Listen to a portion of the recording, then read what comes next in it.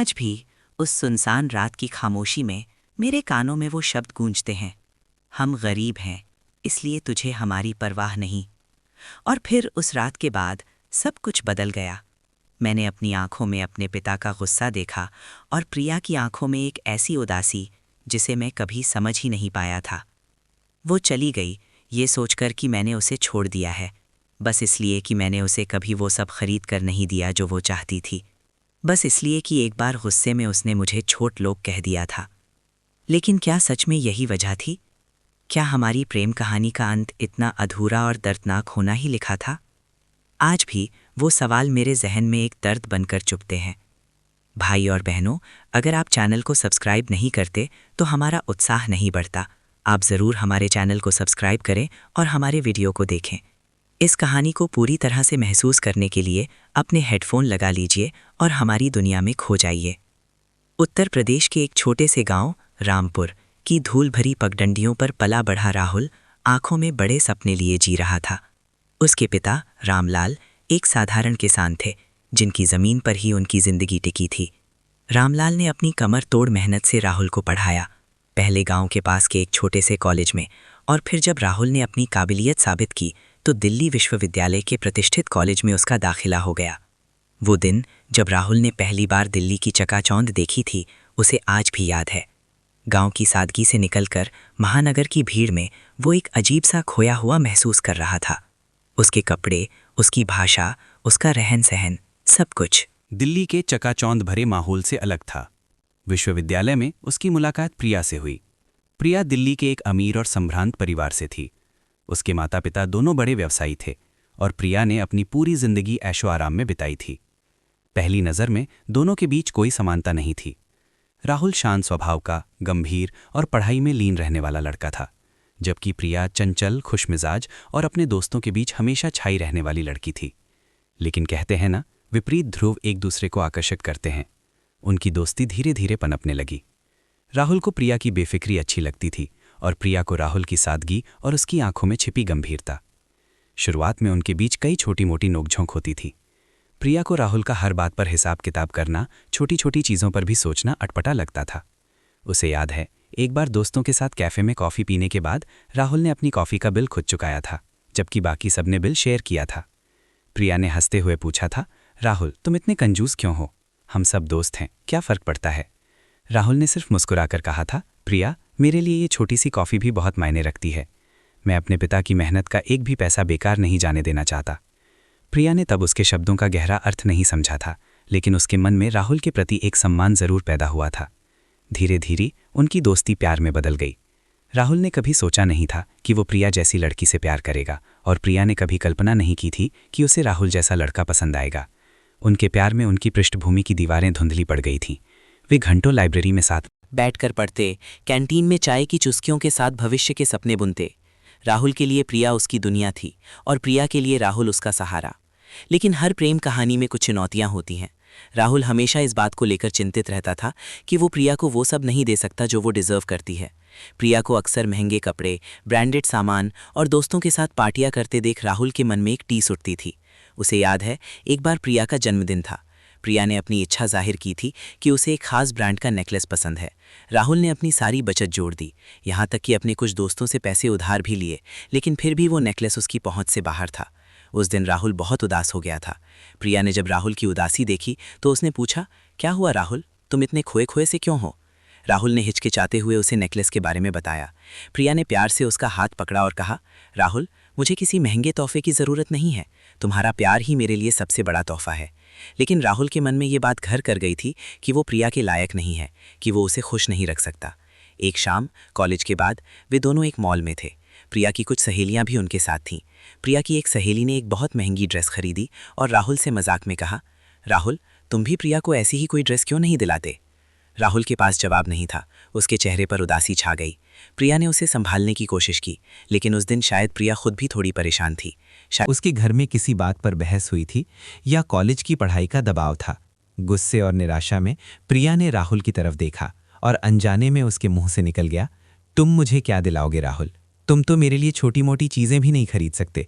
कभी कभी लगता है तुम बिल्कुल छोट लोग जैसे हो। उसके मुंह से ये शब्द निकलते ही उसे अपनी गलती का एहसास हुआ। उसने तुरंत राहुल का हाथ पकड़ लिया और कहा, मुझे माफ़ कर दो राहुल, मैंने गुस्से में कह दिया, मेरा मतलब वो नहीं था। राहुल के दिल पर इन शब्दों का गहरा घाव लगा था। छोट लोग, ये शब्द उसके स्वाभिमान पर सीधा प्रहार थे।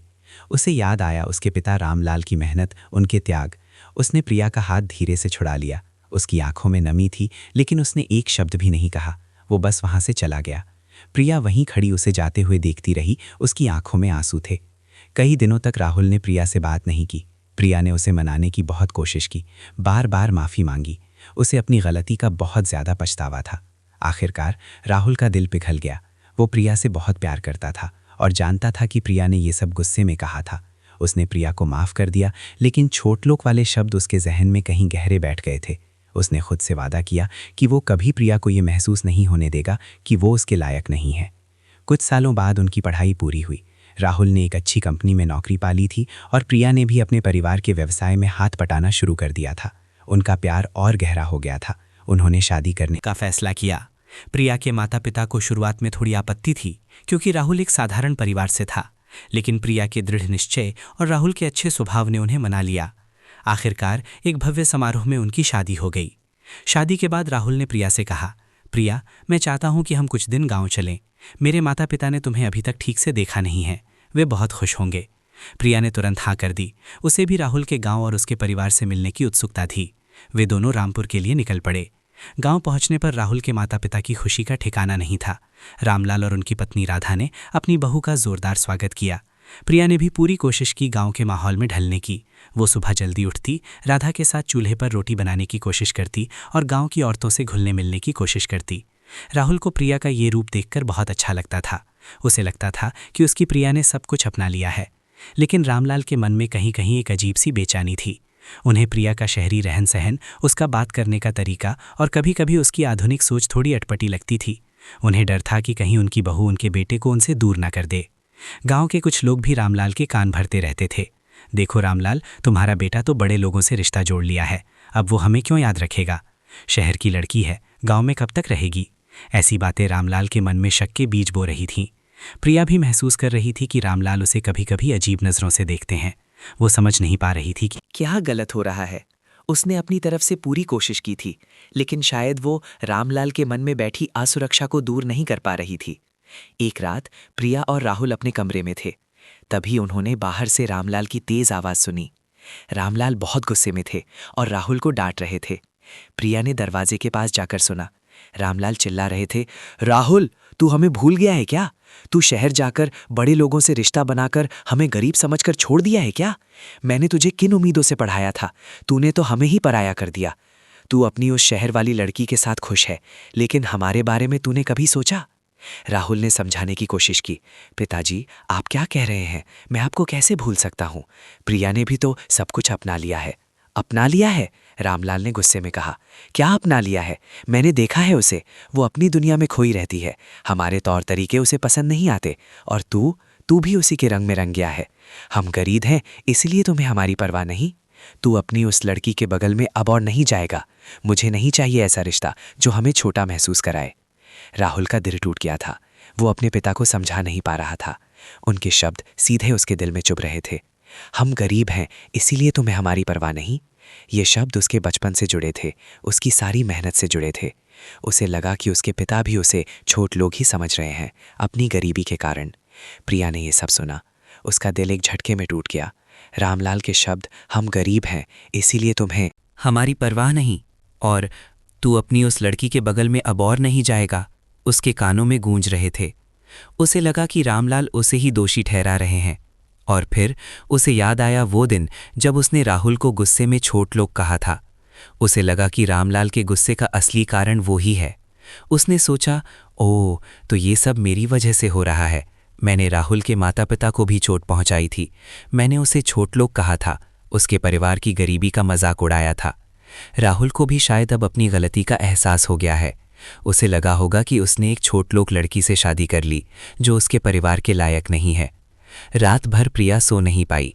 राहुल भी अपने पिता के शब्दों से परेशान था और प्रिया की तरफ देख भी नहीं पा रहा था। उसे लगा कि वो दोनों के बीच फंस गया है। सुबह होते ही प्रिया ने बिना किसी को बताए एक छोटा सा बैग उठाया और घर से निकल पड़ी। उसने एक ऑटो पकड़ा और स्टेशन की ओर चल दी। जब राहुल जागा और उसने प्रिया को कमरे में नहीं पाया तो उसके दिल की धड़कनें रुक गईं। उसने सोचा कि प्रिया उसके पिता के गुस्से से डरकर चली गई है। उसने गांव में हर जगह तलाशा, लेकिन प्रिया कहीं नहीं मिली। राहुल का दिल बुरी तरह टूट गया। उसे लगा कि उसने प्रिया को खो दिया है। प्रिया दिल्ली लौट आई, लेकिन उसका मन बहुत अशांत था। वो अपनी माँ के घर में थी, लेकिन उसका दिल रामपुर में राहुल के पास था। उसे हर पल राहुल की याद आती थी। उसे लगता था कि राहुल ने उसे छोड़ दिया है, क्योंकि उसने उसे और उसके माता पिता को अपमानित किया था। उसने यूनिवर्सिटी में पढ़ाई करते हुए राहुल से शादी की थी। राहुल, जो कि रामपुर के एक किसान का बेटा था। उसे याद आता था कि कैसे यूनिवर्सिटी में राहुल उसे वो सब खरीद कर नहीं दे पाता था जो उसके दोस्त अपनी गर्लफ्रेंड्स को देते थे, और उस गुस्से में उसने राहुल को छोट लोग कह दिया था। उसे लगता था कि राहुल ने उसी बात का बदला लिया है। वो मन ही मन दुखी होती रहती थी।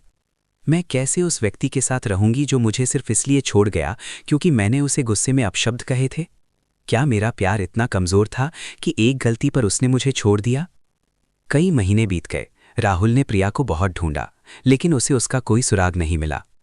प्रिया ने भी राहुल से कोई संपर्क नहीं किया, क्योंकि उसे लगता था कि राहुल ने उसे जानबूझकर छोड़ा है। दोनों अपने अपने दर्द में जी रहे थे। राहुल को अपने पिता पर गुस्सा था और प्रिया को खुद पर और राहुल की चुप्पी पर। एक दिन राहुल के एक दोस्त ने उसे बताया कि प्रिया को उसने दिल्ली में देखा है। राहुल तुरंत दिल्ली के लिए निकला। उसने प्रिया के घर का दरवाज़ा खटखटाया। प्रिया ने दरवाज़ा खोला और राहुल को देखकर चौंक गई। उसकी आंखों में आंसू आ गए। राहुल, तुम यहाँ? प्रिया ने मुश्किल से कहा। राहुल ने अंदर आते हुए कहा, प्रिया, तुम मुझे छोड़कर क्यों चली गई? मैंने तुम्हें कितना ढूंढा। प्रिया की आंखों में गुस्सा और दर्द दोनों थे। तुम मुझसे पूछ रहे हो कि मैं क्यों चली गई? तुम मुझे छोड़कर चले गए थे राहुल। तुम्हारे पिताजी ने मुझे पसंद नहीं किया और तुमने एक बार भी मुझे समझाने की कोशिश नहीं की। तुम्हें याद है मैंने तुम्हें छोट लोग कहा था? तुम्हें याद है मैंने तुम्हारे माता पिता को अपमानित किया था? मुझे पता है, तुम मुझसे बदला लेना चाहते थे। तुम मुझसे छुटकारा पाना चाहते थे, क्योंकि मैं तुम्हारे परिवार के लायक नहीं थी। राहुल ने प्रिया के दोनों हाथ पकड़े। प्रिया, तुम क्या कह रही हो? मैंने तुम्हें कभी नहीं छोड़ा। मेरे पिता का गुस्सा गरीबी और असुरक्षा के कारण था। उन्हें डर था कि तुम मुझे उनसे दूर ले जाओगी। उन्हें डर था कि मैं गांव की जिंदगी को भूल जाऊंगा। ये उनका प्यार था जो गुस्से में बदल गया था। और जो तुमने कहा था, मैंने तुम्हें उसी दिन माफ कर दिया था प्रिया। मुझे कभी उस बात का बुरा नहीं लगा। मुझे लगा था कि तुम मेरे पिता के गुस्से से डरकर चली गई हो, या तुम्हें गांव की जिंदगी पसंद नहीं आई। प्रिया की आंखों में एक नई उम्मीद जगी। तो तुम मुझे छोड़ना नहीं चाहते थे? तुम्हें मेरे छोट लोग कहने से कोई फर्क नहीं पड़ा? राहुल ने प्रिया को गले लगा लिया। कभी नहीं मेरी प्रिया, मुझे सिर्फ तुम्हारी परवाह थी। मुझे कभी भी तुम्हारे पैसों से या तुम्हारी सामाजिक स्थिति से कोई फर्क नहीं पड़ा। मुझे सिर्फ तुमसे प्यार है और हमेशा रहेगा। मेरे पिता का गुस्सा उनकी गरीबी की असुरक्षा थी, जो मैंने भी कई बार महसूस की है। मुझे तुम्हें समझाना चाहिए था, उन्हें भी समझाना चाहिए था। मैंने गलती की, मुझे तुम्हें अकेले नहीं छोड़ना चाहिए था। प्रिया ने राहुल की आंखों में देखा। उसे राहुल की ईमानदारी पर पूरा भरोसा था। उसे एहसास हुआ कि उसने राहुल को गलत समझा। रामलाल का गुस्सा, राहुल की चुप्पी, ये सब एक बड़े मिसअंडरस्टैंडिंग का नतीजा था। उसे अपने शब्दों पर फिर से पछतावा हुआ, लेकिन इस बार उसे उम्मीद की किरण दिखी। मैं भी तुम्हें बहुत प्यार करती हूँ राहुल, प्रिया ने सिसकते हुए कहा। मैं भी तुम्हें गलत समझ गई। मुझे लगा कि तुमने मुझे उस एक गलती के लिए छोड़ दिया। उस दिन उन्होंने अपनी सारी मिसअंडरस्टैंडिंग्स दूर की। राहुल ने प्रिया को समझाया कि उसके पिता का गुस्सा उनकी असुरक्षा थी, ना कि प्रिया के प्रति नफरत। प्रिया ने भी राहुल को बताया कि उसे कितना पछतावा था अपने शब्दों का। उन्होंने मिलकर फैसला किया कि वे वापस रामपुर जाएंगे और इस बार सब कुछ ठीक करेंगे। अगले दिन राहुल और प्रिया वापस रामपुर पहुंचे। रामलाल उन्हें देखकर चौंक गए। राहुल ने अपने पिता के पैरों ने गिरकर कहा, पिताजी, प्रिया ने कुछ नहीं किया। आपका गुस्सा जायज़ था, लेकिन प्रिया का इसमें कोई दोष नहीं। वो आपसे और हमसे बहुत प्यार करती है। प्रिया भी रामलाल के पैरों में झुकी। पिताजी, मुझे माफ़ कर दीजिए। मैंने कभी आपके बेटे को आपसे दूर करने का नहीं सोचा। मैं आपकी बहू हूँ और मैं हमेशा आपकी बेटी बनकर रहूँगी। रामलाल ने अपनी बहू और बेटे को गले लगा लिया। उनकी आंखों में आंसू थे। उन्हें अपनी गलती का एहसास हुआ। उन्होंने प्रिया को गलत समझा था। उन्होंने गांव वालों की बातों पर विश्वास कर लिया था। उस दिन के बाद राहुल और प्रिया ने मिलकर अपने रिश्ते को और मजबूत बनाया। प्रिया ने गांव की जिंदगी को और दिल से अपनाया और रामलाल ने भी प्रिया को अपनी बेटी मान लिया। उन्होंने मिलकर गांव में छोटे मोटे विकास कार्य शुरू किए, जिससे गांव वालों को भी प्रिया की अच्छाई का एहसास हुआ।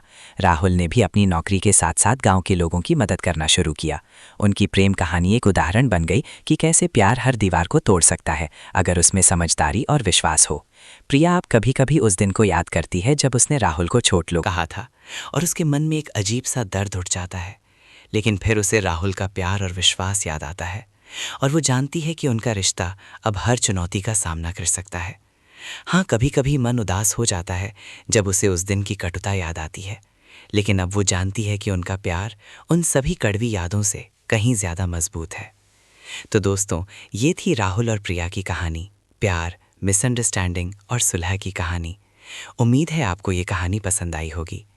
भाई और बहनों, अगर आपको ये कहानी पसंद आई हो तो इसे लाइक करें, कमेंट करके अपने विचार हम तक पहुंचाएं, और हाँ, हमारे चैनल को सब्सक्राइब करना ना भूलें, क्योंकि आपके बिना हमारा उत्साह अधूरा है। देखते रहें हमारी कहानियाँ।